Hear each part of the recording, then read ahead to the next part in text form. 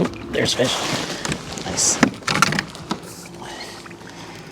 So every spring, I always get lots of emails and messages from kokanee anglers who are struggling to connect with kokanee. And today I thought I'd go over 5 reasons why you're likely struggling with early season kokanee. Now, I use the term early season pretty loosely here because it will really depend on what part of the country you live in. That might be February, March. Oops, there's a fish there too. That might be February, March if you're in California and some of the lower lakes, and that might be June or even July in some of the high elevation lakes in British Columbia, or even like in Utah this year, they've had just an extraordinary winter. See if we can get this fish in the boat. It's fighting very kokanee-esque, but there's also some trout in here, so we'll find out.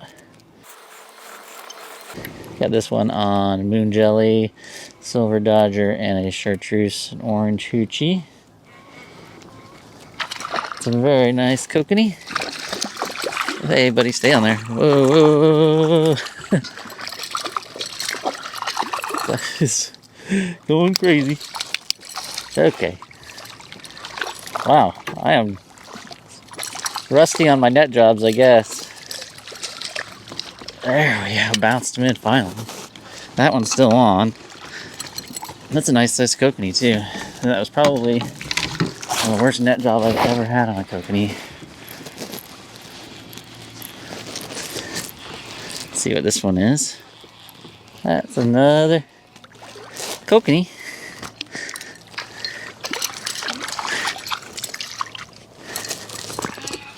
Doubles in a kayak are always a bit of a headache. There we go. That's 2 kokanee in the boat. Awesome. I think I should mark that spot. So one of the things that I always tell people right off the bat is, I'm coming out here, I'm not really marking that many fish. I'm marking a few fish at 15. So I've been setting my downrigger and my snap-on weight at about 5 to 10 foot down because I'm just not seeing surface activity. And that's one of the reasons that early season kokanee are really tough, is that you just can't see them on the graph because they're too shallow. The width of your cone on your sonar is not very wide, and so you just can't detect them. And that, of course, makes kokanee challenging because there's nowhere to orient to locate fish. You just have to move around till you find them. All right, there's 2 nice kokanee in the bag. Awesome. Hey, be sure and give me a thumbs up if you thought that was a really professional net job. I don't think I've ever struggled so much to get a kokanee in the bag, but it happens. Didn't have my Wheaties, I guess. Hopefully I can get them in the cooler better than I can get them in the net.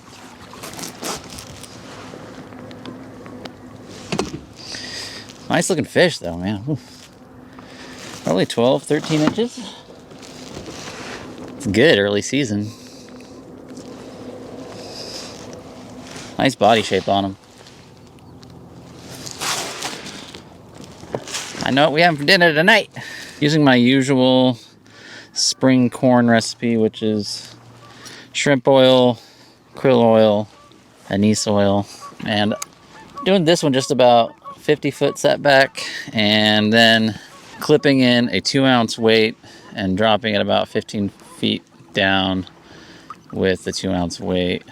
That should put me right in that sort of 10-foot range, even a little shallower. The other one I'm running here is a pink chartreuse chrome hammered big eye dodger with pink micro hoochie. I'm basically just going to swing back right through that area that I had those 2 fish before.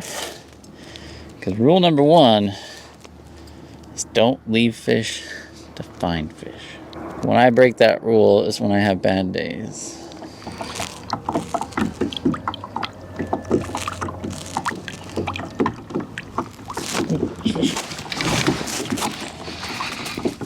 There we go. Another thing that makes these spring or early season kokanee really hard to locate is that they are just widely scattered. So I am not finding fish going back over the same areas where I found fish before. There's just, 1 or 2 fish here and there. And the few fish I am marking on the graph are really widespread. Ooh, just 1 fish here or there. And that makes it really hard to stay on top of them because there's really no school to stay on top of. Okay, come here.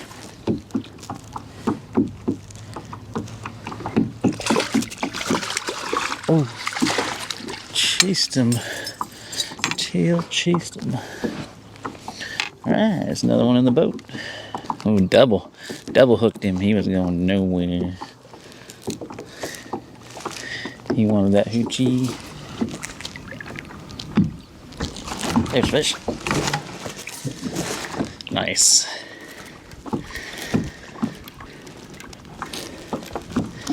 Another thing that makes these early season kokanee really tough is they can be really sensitive to troll speeds this time of year, more so than later in the year. So, they are ectotherms, that is, they're cold-blooded. They really prefer water temps in that 54-ish range, but without much stratification, and water temps in the upper 40s right now, they're not exactly at their prime in terms of how they feel. And so they will be a little bit more sensitive to those troll speeds, and they seem to like those slower troll speeds. Today I can't get them to bite above 1.3. I have to stay between 1.1 and 1.2. And if I go to 1.3, I'm just not getting hit. So being able to get down and troll those ultra slow troll speeds is really, really critical. Nice fish. Big kokanee. Okay, buddy, come here. Got. That is a dandy. That is a dandy. A nice fish, look at that. Gorgeous.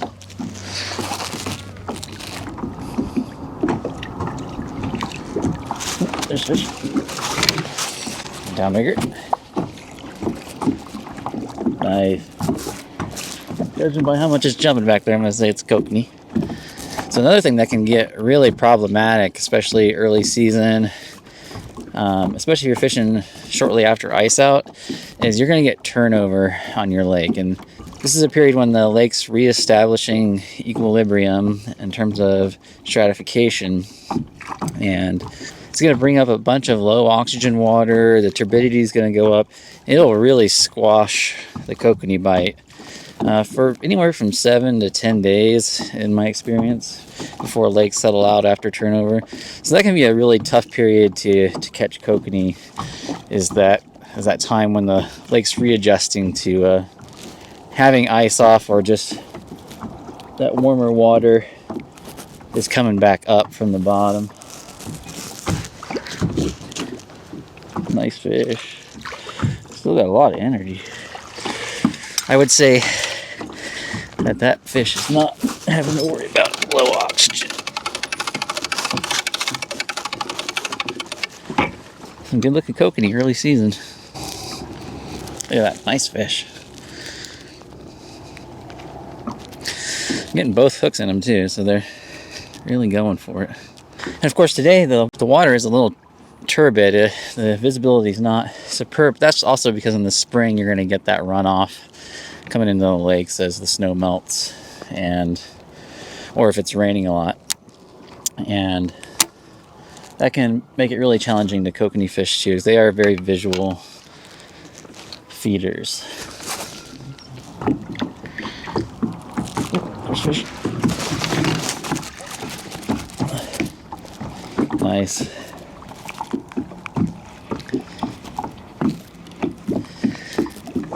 So what happened here is I had a couple of boats kind of drop right in on top of me since I've been getting a pretty consistent bite. And these fish, they've had ice over their head, or the lake's been closed for most of the winter season in a lot of places. So they haven't had a lot of boat traffic overhead, and plus they're feeding relatively shallow. And that's causing these fish to get a little spooky. They're getting pushed around a little bit, pushed down, pushed sideways. And longer setbacks is really key here, especially if you're in a powerboat and you're using your main motor or a kicker to troll with, because that is creating a lot of noise and these fish just haven't had it. So there's just a lot of boat avoidance that's going on this time of year. You know, for me in a kayak it's less of an issue, but when I have people dropping in on top of me, I'm hyper aware of the problems that can cause. Oh, that's a nice kokanee. Oh no, there you go. Get him. Sweet. Oh, and he's off the hook. Look at that. Sweet. Nice looking kokanee. Anyways, if you're struggling in the spring, I hope these 5 tips help guide you a little bit. You know, some things you can't do much about, like a lake turning over, but there's a lot of things you can do to be aware of to help increase your kokanee catch rate in the spring. All right, I'll see you next time. Just remember, fish smarter, not harder. Bye.